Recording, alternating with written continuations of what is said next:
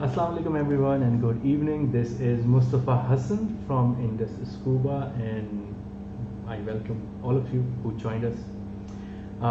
Today is a very lucky day for us due to many reasons. First and foremost, we have been able to acquire the judgment from the High Court for the coastal areas of Sindh. We can dive, right? So that's the best part, the first part. The second is the cyclones are over and we'll be resuming our diving from next week onwards. The third most important thing is we have two amazing guests today. One is basically both have their expertise in education. One is a counselor and the other one is a maritime archaeologist. So let me introduce you to the academic counselor Shayne. How are you, Shayne? I'm good. How are you? And in a small window we have Heba. Hello, Heba. How are you? Hello. So we're gonna talk with Heba later on. So Shayne, how are you? I'm good. How are you keeping? I'm fine. Alhamdulillah. Alhamdulillah. It's good to know. So I mean, people are here watching you, right? So who is Shayne? I mean, we don't know who you are.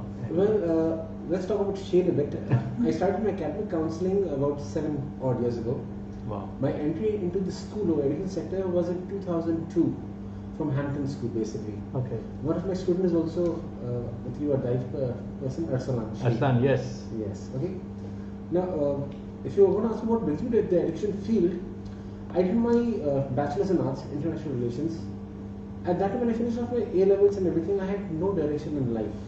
I had no idea what to do further down. Okay. I went through several different jobs before I finally landed in the education sector, and that's my chance, basically.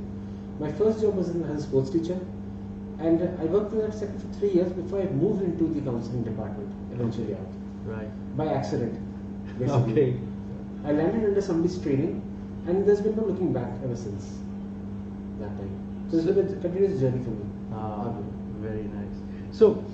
So basically, you answered my two questions: who is Shayne, and how and why did you? Oh, by the way, why did you come into education field? I mean, apart of that, you were lost. Yes. But why into education? Why Actually, specifically the education? problem with us, we follow a traditional system of learning.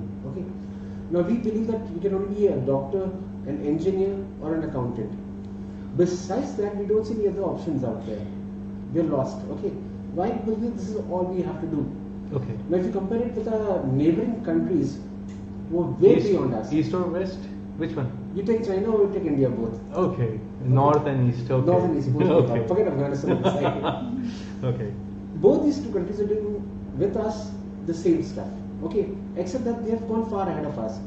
We are still in the last 70 to 72 years in the same place. We have failed to progress. You might say we're doing very well, but not to the mark of competing with others in the market. In terms of education? Not in terms of education, even in terms of economy and everything. Okay. Definitely, both countries Yes. are bigger than us. Definitely. It's not because bigger. We've got a very young population. Yes. Okay, but we're not able to give them the right guidance way to go out. Okay. If you have to give guidance, you have to give more variety and more stuff out to do. You have to make them independent. You can't get them confined to a space and say, this is what you have to do. No. Give them space to breathe. Because every generation keeps changing over time. The generation 60s was something else, generation 70s was something else, 80s was something else, 90s was something else. The generation now that we have is wired to the mobile phone, I said. Exactly. It's totally wired. From the smallest kid you give out to the phone to us adults, you'll find this kid knows more than us right now. Definitely. So we need to move at time, we're not moving at time. And another problem is we don't understand technology properly, we're misusing it at times. We need to understand it, grasp it and use it to the best of us. And the sector right now that's happening is everybody's teaching the same thing in a rut. We're not looking outside the wheel. Just like a bagpiper. Bagpiper, we're following That's that. not following. That's it. That's very nice. So, another question comes into my mind is there's a traditional education system Yes. or a traditional education, and there's a skill specific or skill defined education, something Yes. like this. So, is there a difference or something like this? Your traditional let's put it this way, that if you're going to study engineering in A-levels, okay? Okay. We will tell you study chemistry, physics, maths, or if you're going abroad, out of Pakistan, Right. take physics, maths and economics. Right. Okay, not a problem. You're studying for med school, medical, chemistry, physics, biology, or take chemistry, physics and math on the side, Right. or biology, maths and take that across. Now the only problem, what's happening over here with students, when they are going outside, they see a totally different picture. Over here, if you're chasing medicine, medical school, that's MBBS, MBBS. BDS, Yeah. or maybe another thing on the side. Why? The only thing that these 2-3 areas are inside it. They don't know more areas that are options that are available. Even in engineering when you're going in, there's a lot more stuff available. There's a lot of degrees of stuff that's At what due. level? I mean, A-level is the 12th standard, right? 12 and 13. Your A-level is your 12th standard basically, equivalent to your inter right now. Yes. Okay. Okay. But even at this level now, there are different qualifications available. If you go to the UK itself, alright, or you go towards the US, they have skill-based studies going down there. In the UK, they have something known as BTEC, Level 3 Extended Diploma. Okay. That is even practical-based learning. That's all skill-based. No exams, just assessments going on project-based. We have got it last year, but we're still to grasp it at a bigger level. We're still stuck at inter or A-level.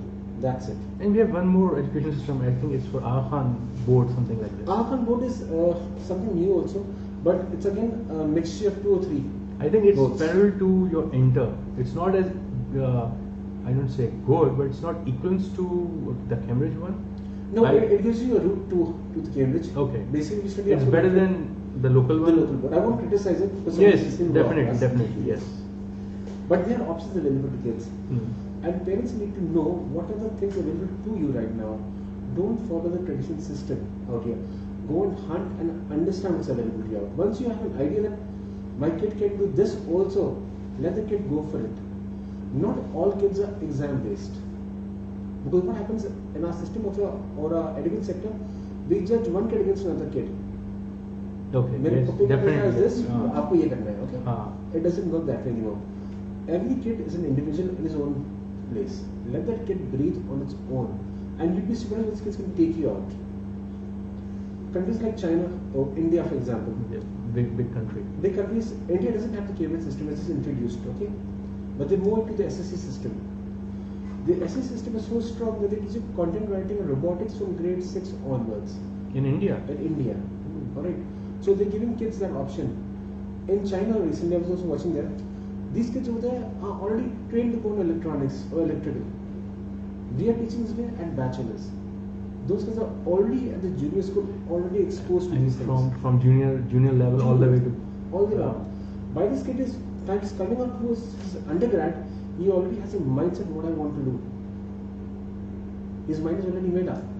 And that is according to his liking. You don't push a kid to do something for money here, you push a kid here to do something what he likes. If his passion or talent is that, let the kid go for that. I said. Don't push for your traditional stuff right now. That's a mess. must be, I think. So we're gonna hold it you over here. Okay. Let's meet our guest number 2, Ms.Heba. How are you? I'm very well, thank So you. we're gonna come back to Shayne again.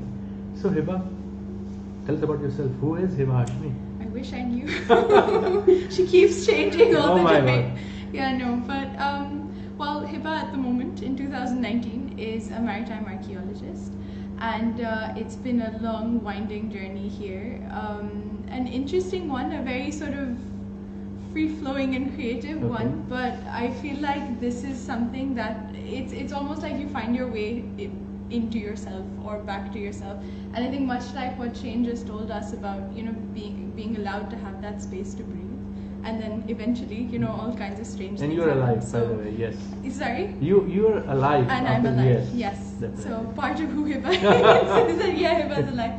But anyway, so I'm a maritime archaeologist now, but my journey started when I chose. So I did history and English for my undergrad, and then after that was done, I mean they're both humanities subjects, but I felt like I needed to move towards a vocation for my masters, and in order to get a job, because history and English, it's a bit of a grey area, especially in Pakistan.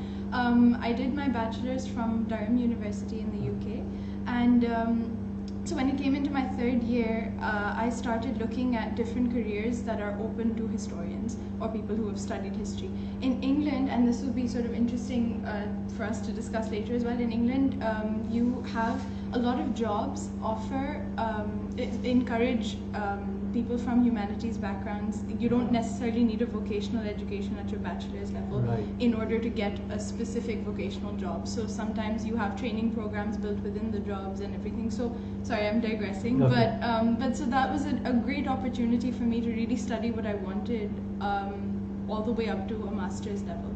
And then for my master's, I found this course called Managing Archaeological Sites, and I fell in love. I read the course outline and I was like, "Bus, this is what I have to do." And luckily, they encouraged people from humanities backgrounds to apply, and I did, and I luckily got in. And so I spent the next year at UCL in London doing my master's in managing archaeological sites and studying everything about heritage management. Now this was a foreign concept to me because we all go to UNESCO World Heritage Sites and it's almost part of like a fixed itinerary. You arrive in a city, the first place you go to is the tourist information center, and then you just handed out flyers and you go and take pictures and that's done. But what happens behind the scenes and how you actually manage those sites, whether they're archaeological sites, whether it's built heritage, whether it's intangible heritage, so you're taken to a site where, you know, living heritage, or they have a particular village or a craft being practiced there. All of this takes immense management, and even beyond UNESCO, because UNESCO just gives it that sort of Oscar on the label that, you know, congratulations, you're on the World Heritage List. But then there's so many other people who have to come in and actually manage it and look after it and conserve it and promote it, and there are all kinds. So when I was doing my master's, my sort of dream organization was the Aga Khan Trust for Culture, because coming from, I was the only student from Pakistan there. Everyone was mostly from China or from the UK or from Europe. But obviously when you see how expensive all of these processes are, where nominating a site is so expensive, looking after it, conserving it is so expensive, I couldn't justify that to myself coming from a developing country, coming from a previously colonized country where we have our own economic priorities. It didn't fit for me. How do you spend so much on a building where the community living next to it or inside it or around it is impoverished? So that's why I was attracted to the Aga Khan Trust for Culture, because they use historic preservation and as community rehabilitation. So they start with the community. They give it the basic necessities of, you know, sanitation, water, education, and then using that sort of capital, social capital, they then move towards the building, conserving the building or conserving the historic center. So I worked, so I got a job there, luckily, and I worked with them for just over 3 years, and this was in Lahore and then in Geneva.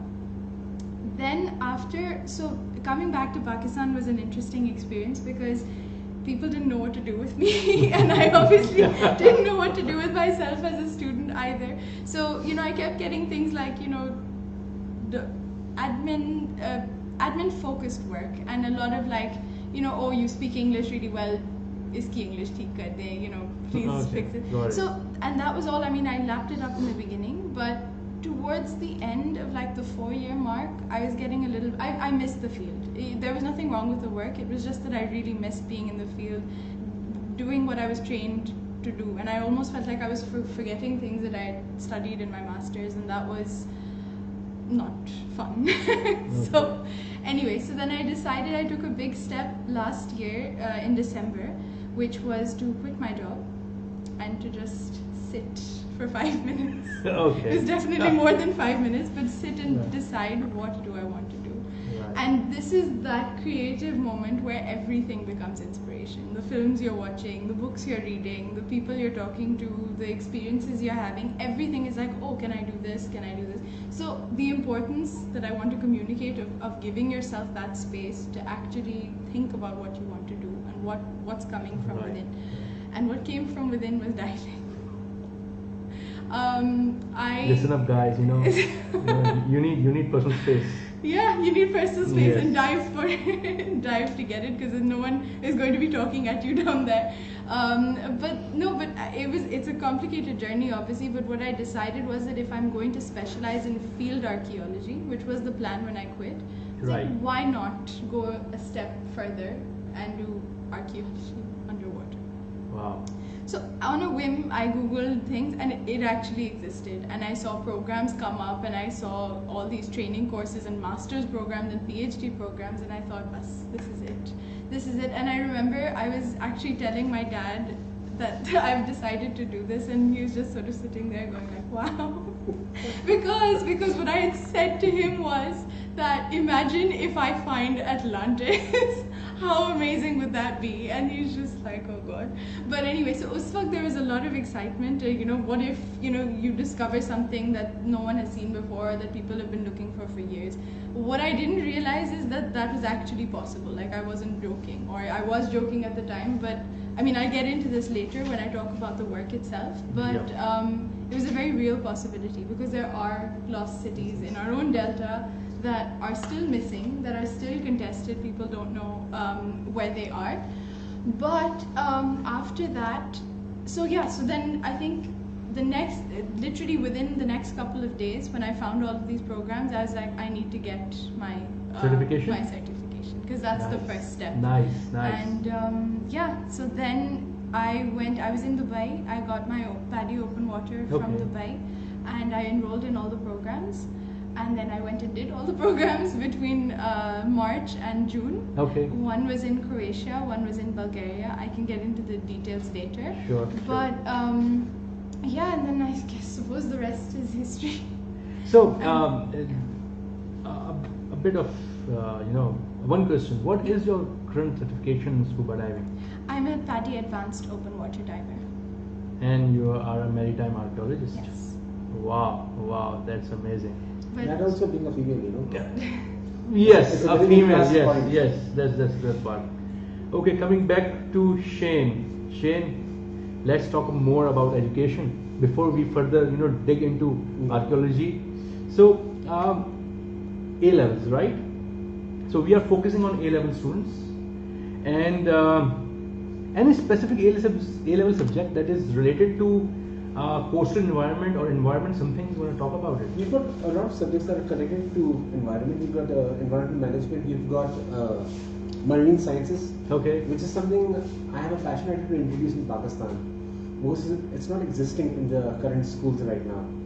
I'm currently connected to St. Peter's College. It's an upcoming project. So I'm pushing this subject down there right now. And since we're working in the evening, I want students to come and take part in this, and in the morning do some other practical work on the side. Because marine sciences is a practical based project, this thing academic. It's 80% practical, just 20% theory in it. Okay. So I want to expose students to different areas, from scuba to your, this marine science. We're going to talk about scuba, don't worry guys, we're going to talk about scuba, don't worry. A mixture of area I want to let them see out. Get to know the mangroves and everything. Have an idea what's actually happening in the market or in the open environment. Because in our traditional setup, we don't necessarily have any conservation on the environment. We're using too much of our resources back out. Once our students are aware of it, they will have an idea of how to respect it, how to give it that acknowledgement, what's happening around. Because we go out of the country, we are experiencing everything out there. But within the country itself, the beauty that Pakistan has, the coastal line is all being destroyed. We're not looking into it at all. We're just thinking of building concrete jungles everywhere, but we don't understand what is our nature all about. We talk about travel and tourism. Yes. The present government is talking about it. The Prime Minister of Pakistan is talking. Yes. Well, He's talking a lot about it. If you want to have that, there are different levels inside that, from inland to the outside. And being whether in Karachi or your Sindh or your Balochistan areas, you've got very, very big areas to explore. But you need to understand how to maintain it and to get the right people for it right now. It cannot land in people who are in bureaucratic hands. You need to have the young generation coming up for it. And this will, once they're up there, they will have an idea of how to take it further down. Right, excellent. So, this is a skill-based qualification, right? Sort of a thing. So, let's take an example. A child is doing his or her A-levels, right? Right. He has 11 subjects to do. No, A-level has 3 subjects. Three subjects. O-level has 8 subjects. Right. Okay. Now, I'll just give you an idea. So how can he or she, interchange the subject? If you're talking about environmental sciences opposed to maritime sciences, so which subjects he or she must, put it aside? See, for every subject, I keep maths as a basic. Okay, mathematics. Mathematics. Whether you're taking science, you're taking your humanities, you're taking your business, keep maths as the base. Then maths attach another subject down there itself, because they need to correlate. Okay. To each side. Now, marine science also, if you take maths one side and take on the side take chemistry, physics, whatever, and you want to teach, explore aquaculture or aquaponics or other areas regarding that, you have a full field open up for you down there. Do we have aquaculture? I think we have it over here. It's running at KT Bandar at present in prawns. Okay. But it's not called on big scale. I mean, in the education field, not as a profession. No, it's not that setting. Oh, okay. Okay, now this is a lacking over there.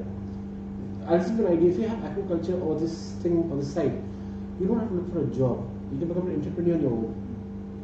Explore, start up your own business and explore. Two things happen. You're creating jobs also, and then you're not dependent on the country or the government to give you a setup. You're ready to create more jobs eventually. And there's a ripple effect actually. You start off one place, somebody else, and it keeps growing eventually out. Okay. So it's something that we should explore. By the way, you said scuba diving, somewhere in between. Yes. How it fits into education, I mean? I'll explain something. If you're studying chemistry or physics, for example, okay? Now, what happens in chemistry, physics, everything is theory based. Okay. Alright. Now, to give you a practical experience, either you go for boating or some other activities out. In scuba diving, when you're under the water or some other places out, you need to understand your oxygen pressure, how far you're going down. Yep. Okay. Yeah. Your physical abilities. All these things count in it. Now, what happens what the kid has learned in class will come to practical for him out there. You have an idea of what I learned, how to implement it down here, and how it's going to take it further down. Right. Because we learned about current and everything down there, but it's all theory. Now, when you are in the field or in actually the water feeling itself, the current itself, then you feel everything out there. You have an idea how this is going to be exerting on you. So it's basically theory and actual, yes, applying the theory applying itself. it. So you need to bring people into this, not just. And when I say coming to school, it should not be a one-touch operation. It should be a continuous learning process. Amazing. So, by the way, guys, as we are a PADI 5-star dive center, PADI give college credits, right? They are not. Let me talk about the region itself. First is the US, then we have Canada, then we have Australia, Europe, Middle East, Africa, Japan, and New Zealand. So these are the countries and zones altogether, because I cannot say Europe as a country, it's a whole big area. So Europe, if you're going to Europe for your undergraduate programs, you can avail a certain number of credit hours. So in Pakistan, right, if you are an A-level student and you are in Pakistan, you can become a scuba diver and get 1 credit hour. Become an advanced level scuba diver, take another credit hours, right? From your undergraduate program. For the undergraduate program. In Pakistan, you can have at least 14 credit hours. That's a whole lot of credit hours, right? So if you have a 66 credit hours undergraduate programs, just slash out 14. Yes. Easily, right? Actually, another thing out here they need to understand, this will help you in your fees. That's it. Exactly. The financial obligation. A lot. Yeah. Because right now you're paying in Pak rupees out here. Definitely. Over there you take the exchange rate of dollar or the euro, whatever you want, Yes. and it cuts that out tremendously out there. And the fees are quite high over there. The college fees. The current dollars right now, you have an idea what's running around. Right.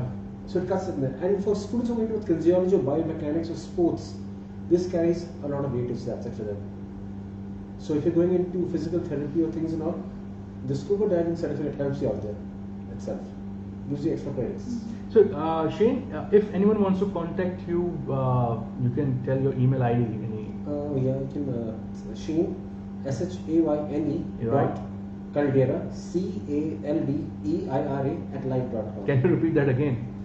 I'll put it in the. Okay, we'll put your email ID. So if your cousin, friend, sister, whoever, your wife or your husband wants to, pursue into scuba diving, you can come to us directly at Indus Scuba, or you can always call us. You can write an email at info@indusscuba.com, so we can forward that email to Shayne and he can help you out, right, about the education and thing. Shayne, any message for specific to A and O level students? I mean, who are still thinking what to do with their life? I would say chase your dreams. Okay, chase your passion. Become and a be diver. open. Yeah, I would say be anything you Become want. a diver. Do not worry of what's going to be happening in the future. Okay. Everything is changing and everything will keep changing. Nothing is constant. So be ready for changes. Changes as in government changes? No, there's a big deal in this. Okay, One thing you okay. can count on. Beep. Okay, we're gonna change it. Okay.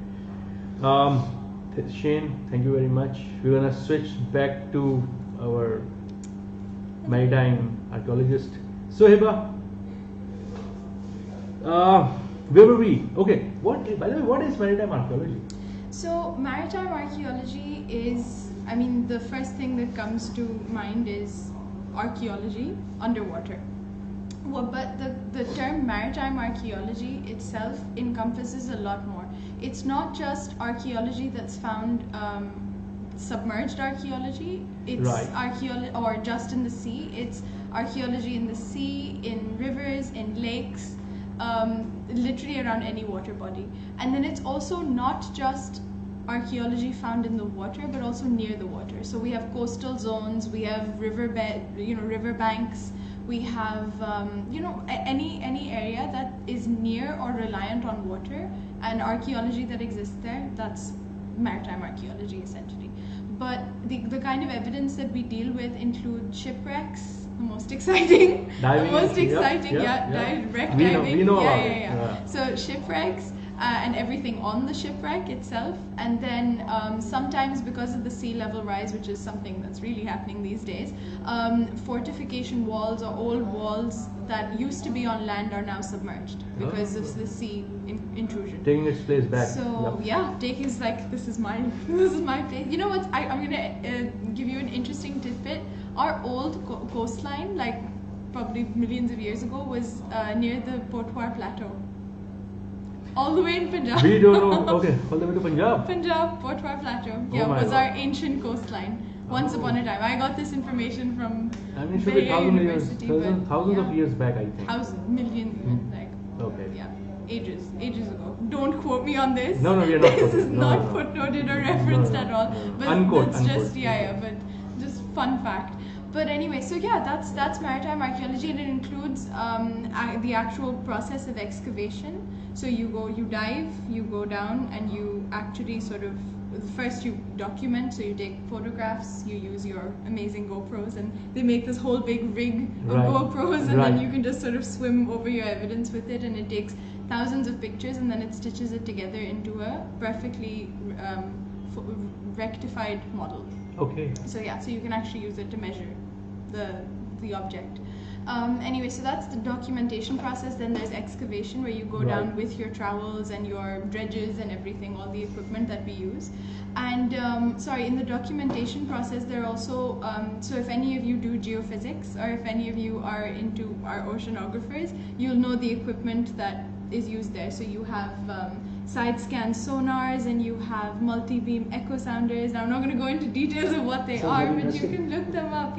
So we use the By the same way, survey let me hold on this. equipment, Guys who are interested in maritime and underwater archaeology, please watch us live on 22nd of Friday. 22nd, Heba will be coming again with one more. The real maritime the real guy who archaeologist. is Not just a baby one. So we're gonna keep you posted, right? Anyhow, please continue. So essentially, what you mentioned earlier as well about looking at the same traditional fields in different ways. Geophysics and geology have been around as fields, not as sort of popular as medicine and law, but they have existed before. All the equipment that they use, we use the same equipment. It's just you look at the results in a different way. And it gives you a whole world of other information. Actually, let me put jointly here. Even in that side, what she's saying, she's absolutely correct. People do not know what the other options available down here. They think geology or geography is connected to just one on land based. They forget the sea or the rivers. They have no idea how important or what part it plays in our life, or economy, or everything around. We just miss that part out. It's 70% of the world's surface. So even look at Karachi. Yes. Right? I think 90% of the population doesn't go to the sea. They don't, and they have no idea about it. They are totally zero. Actually, they go that side out. Sorry guys, you're not zero. No, I said zero. Your information might be zero and you are not zero. Okay, coming Yeah. back to Heba. So, do you have any findings up till now, especially to So Pakistan? there are Because you- literally sorry, yeah. there are literally 2 maritime archaeologists in this country right now. Only 2. Yeah. One is sitting in front of you, and the Ah. other is Amir, who Yeah. you'll be meeting in a couple of weeks. 22nd of 22nd. Yeah. this month. That would be Friday, same So, time. Yeah, that means that the field doesn't exist in the country. No one practices maritime archaeology or has ever done so. But in we have Pakistan. archaeology departments. Yes, right? And archaeology, the land land base archaeology is all there. It's been there since Mortimer Wheeler, since Mohenjo-daro was excavated and the British were here, and so. But underwater, no research has been done from an archaeological perspective. Okay. So what that does is it opens up a world of possibilities. We have our Indus Valley civilization dates back to like 4,000 or 5,000 BC. All of that evidence is still there. It's still buried under the sediment of the Indus River. It has not been explored. The land sites or the sites around it Has been explored. But Melula, if anyone wants to look this up, was the maritime province of the Indus Valley civilization, which means we in have Pakistan? a river in Pakistan on our Indus River. Wow. So where the river meets the sea was our maritime province, and all of the sea routes connected to the rest of the country. And if you think of it, almost the rest of the inland world, so Central Asia and China and all, through our river system and from the sea to the river. Okay. So all of this is entirely unexplored. Our shipwrecks, we have at least in sort of civilian terms, I don't know about the Navy, but we have no record of what shipwrecks are in our waters. We don't know how this, if you look at our place in the Western Indian Ocean, and anyone has heard of the Maritime Silk Route, so there's the land Silk Route. Yeah, we know. Maritime Silk Route connects China to Indonesia to Sri Lanka, all of Western India, us, and then the Persian Gulf, Red Sea, and then So all of East Africa. we might find something underwater. Yeah,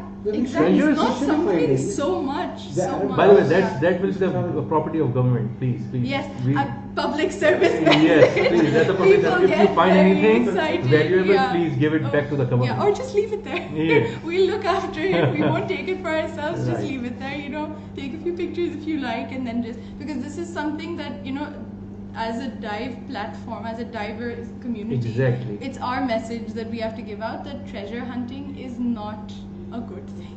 It's Definitely. not. It shouldn't be practiced. It's the same as metal detectors on land. Archaeologists hate metal detecting because it takes the object out of context. You can't learn anything from it. It's just a shiny thing, or it becomes meaningless. If There's you no don't- history behind it, exactly. right? If you don't know the exact layer or the exact depth at which it came out of, it's just an object. So it's the same with the sea. It may be precious material. It probably is precious material given that so much cargo was buried and everything. But if it's out of context, it's useless. And then that's like an affront to international research into your country Right. as well. So guys, no treasure hunting, please. Definitely, no, Yeah. never. But hopefully we'll have a setup now to actually explore the place and explore our evidence and everything that's buried there in a lot more detail.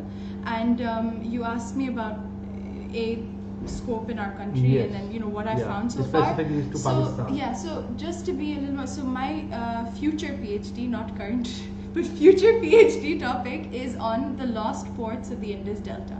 So there, because I'm sure all of you know this, but our river shifts a lot, and the delta is constantly changing. Wait, I don't know. Now you Okay. know.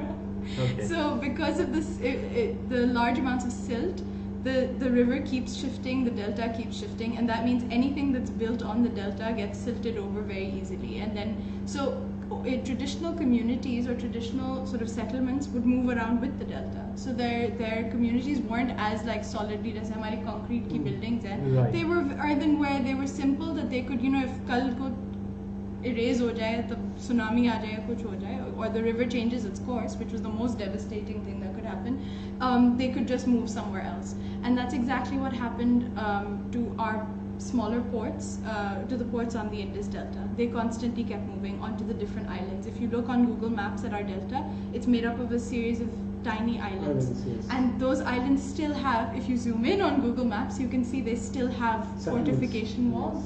You can see old forts and they're just there and they're buried in the sand. Vague outline aapko nazar aati hai, but they're still there.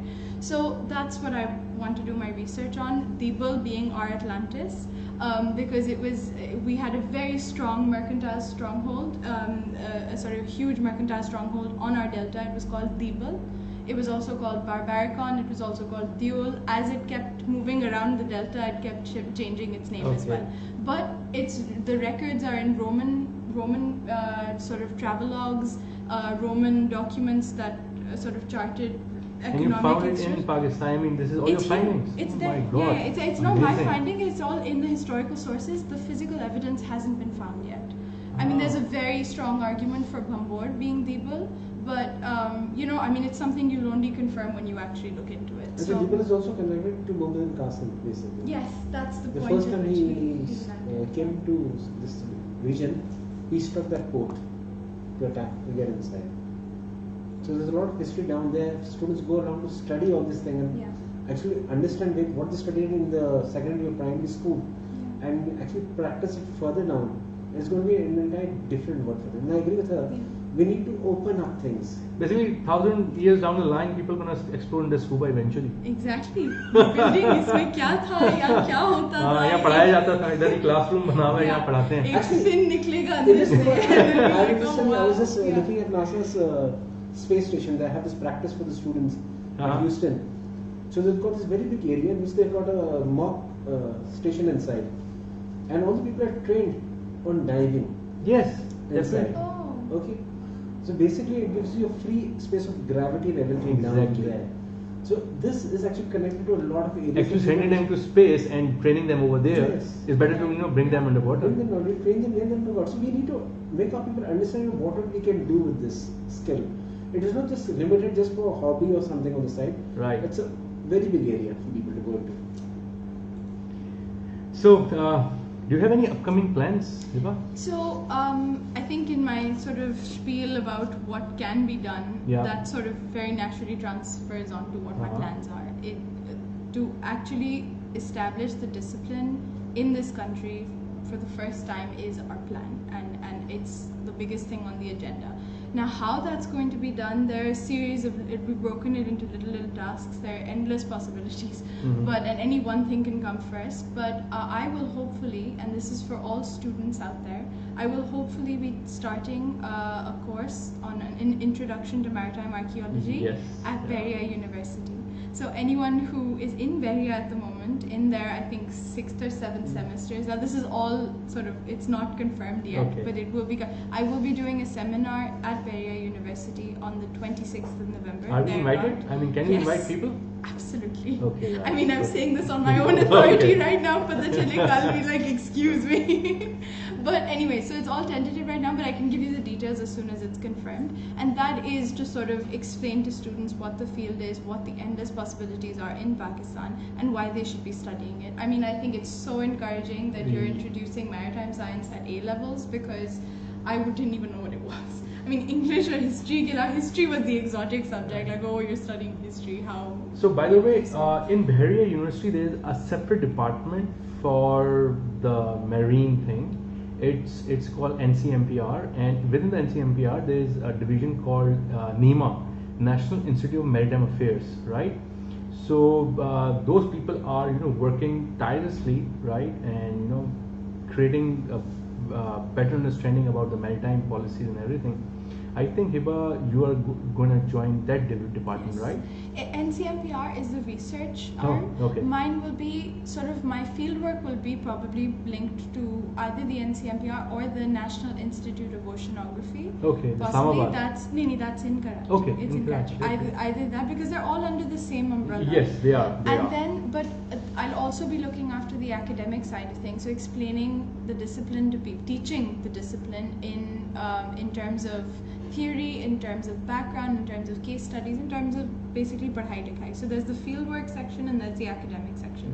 And we have to take both things side by side, as you said as well, in order for the people studying it to understand how it works, and for the people who are working in it to understand the academic background to the whole subject. So I think, Shayne, it's a good approach by the university level. At the university level, I think Bahria is doing the right thing. Right thing, But yes. still, it's But I think it needs to trickle down a bit more also. You know why? to the school level, To right? the school level. It should not just be confined to that area only. If you bring it down, because I run into the traffic. If you're going towards university, I said fine, you have an option out here. But I said bring it all the way down, expose them at the junior level first. Let them get an idea what's actually available to them, and then leave it up to them. When you expose kids to different activities down here, eventually they'll pick up their own route. We do career counseling only in theory base. If you give it a practical approach, it will open a totally new dimension for them. What are the parents? I mean, at that level, parents are the person who decides. You need to take parents along with you also at times to make them understand what's actually happening around. Everything in the future or currently at present is computerized or technology based. Right, definitely. Which means yes. a lot of careers are not going to exist or going to be finished off eventually. If you take even accounting at present, it's all on software is running for you. Whether you're doing supply chain, you've got your SAP, your Oracle, everything is running on that. Eventually, computing is going to be taking over everything down the line. So you need to explore new places or new avenues for the child or for the person in the future to pick up. And it should not be just confined to one qualification only. As a take a qualification, take something skilled on the side. Mix and match both and then see what happens. In the US, when you go to study, they've got a major and minor setup. Okay, we're still a bit far from that area. But if we apply the same policy out here, they will get an idea that if I'm doing this and maybe I want to switch over to this later on, I can go for this. At least he has something to fall back on. He doesn't have to be stuck on this traditional qualification in the market right now. And can I just add two Hi, points yes, to please, that? please, The go ahead. first thing is you mentioned parents. I mean, it is so important for them to give the child the space to actually explore what it is they want. And sometimes when they come out with, children come up with all kinds of things. I want to be a taxi driver, I want to be that. But to actually focus on why they're saying something, कि उनका focus या उनकी sort of उनका रुझान किस तरफ है, and to actually pick up on that and to see, okay, well, let's explore this, let's see what it is that they want, what kind of life do they want to live, as opposed to what they want to be in terms of one profession. And I've been very, very lucky that way, in that my parents from the beginning gave me the leeway and support to actually explore, find my own way to where I am today. And it's the same with my siblings. So for example, my brother did philosophy as an undergraduate degree, and then instead he wanted to do law, but instead he switched to medicine. Now he's going to be a very different doctor to your traditional the 18 saal ki umar pe, the MBBS doctor. yeah, MBBS doctor of philosophy, so doctor both right. ways. Yeah. But no, so it's interesting, and like my sister is doing computer science and she wants to do film. So to actually give yourself that space to think laterally, and I think diving is such a sort of great way to explore so many different careers, because so many that we've named here. Within marine science, you have marine geology, biology, geophysics, archaeology. You have coastal development. You have It's their open. economics. Energy, it's all open now. Yeah. Exactly. Oil and gas. There's so many huge different things. thing. Yes. And even like possibilities for commercial diving. We're a recreational dive center here, CPAC is opening up. Yeah, so it's all our endmate. With climate change, everything's going to be underwater anyway. So everybody needs to learn. I think my message for all the parents out there is, if your kid is, if he or she is doing her undergraduate program, I think for the internship thing, he or she should do scuba diving. Apart from going to the same, 4x4 की दीवार AC में बैठ के, think out of the box. Yes, Be a change maker for a change, Literally out of the box. Spending 3-4 months, 3 months, 3 or 2 months, studying underwater. Yes. It's a huge opportunity, right? Oh, Heba, I think it would be a last question. Any special message for females out there? Being so you as an excellent example, any message? So, the first thing, I'll say a few things. Yeah, the first please. thing I'll say is that don't put yourself in the box of I am a female and that dictates what I can do for the rest of my life. You can do anything. You can literally do anything. And I would, so don't ever think of yourself, oh, within this little daira of me being a female, what are my options? Because your options are endless. The second thing I want to say, not just to females, but to everyone, is to use that, if you're divers, you'll understand this. The moment just before you jump in the water is so scary sometimes, no matter how, advanced you are. I think that 1 second, like, oh my God, what am I doing? And that has been so useful in my life, especially in the last year, because that moment is, you're like, if I can easily back down, I can step down and not do this if I'm scared, but if I just push through a little bit more, the world is literally full of possibilities and you can do anything. So don't put yourself in a box. Definitely. And also, some people were traditionally told, oh, men are stronger, they're physically stronger. You become strong. You're not born strong. You do certain activities as you're growing up that make you stronger. And obviously there are biological differences, but if you're not strong, you can become strong. And I remember there was a time when I couldn't lift a tank. I couldn't, I could barely walk with 14 kilos. By the way, tank means a cylinder, not a tank itself. Not People, please. Your a cylinder, cylinders, yes. Your air Yes, cylinders air cylinders, that you wear, yes. But they're all, and going through that whole process of getting physically stronger, it spills out into other parts of your life as well, where you just feel healthier, you sleep better, you look after yourself. So, and this is all through diving. So even if you don't know what you want to do, I'd suggest go for a few dives, get certified, and just see what your body has to offer you, because by way of strength, by way of, breathing underwater is an experience in itself, which obviously we are familiar with, but right. If you're not, you know where to come.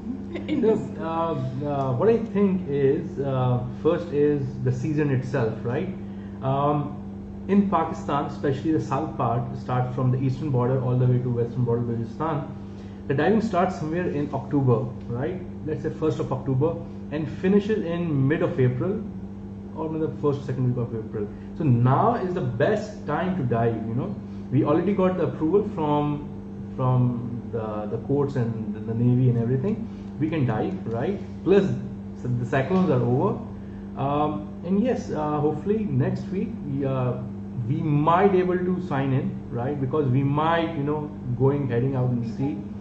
We'll be coming live from the sea, right? If we are going there. I'm thankful, Heba, for joining in, right? So nice of you to talk about yourself, your careers and everything. Shayne, excellent. I'm really, I might, definitely I will invite you again, the whole hour for you, right? We're going to talk about education systems, right? We are not against it, right? Definitely we are not. We're going to give you options, especially students. Add-ons into it. Yes, add-ons, the features. You can play with the education, right? This will create a very good career path, right? Doing your masters and undergrads, master's degrees, or even if you want to do PhD, you can do it. But at least apart from your old traditional, yes, we're gonna change. We're gonna change that thing. Guys, it's we are coming to an end, and I am thankful for everyone who joined us again and again. There are few names I like to mention. We have Arsalan, we do have Hassan Abbas, Ali Abbas, thank you. Maz, thank you for lying. Mariam Ali, 1 2 3 4, oh my god, so many messages, reminder, shout out. Woohoo, Supergirl Heba. Hey Heba, message for you. Zen Hashmi, I think he's your brother. Oh no. He's this will be also criticism nice. for sure. Asim Kamal is here. Thank you, Asim. Salman Ahmed, thank you. Atif, everyone who joined us today, thank you very much. By the way, we didn't go on a break because we need to understand how it works, the education, right? Inshallah guys, see you next week, same time, 1900 hours, 7 baje, till 8 o'clock. Inshallah, see you around. अपना ख्याल रखिएगा और dive in करते रहिएगा. Thank you ji, thank you very much. अल्लाह हाफिज. Thank you for having us. Yes, thank Bye. you. Pakistan Zindabad.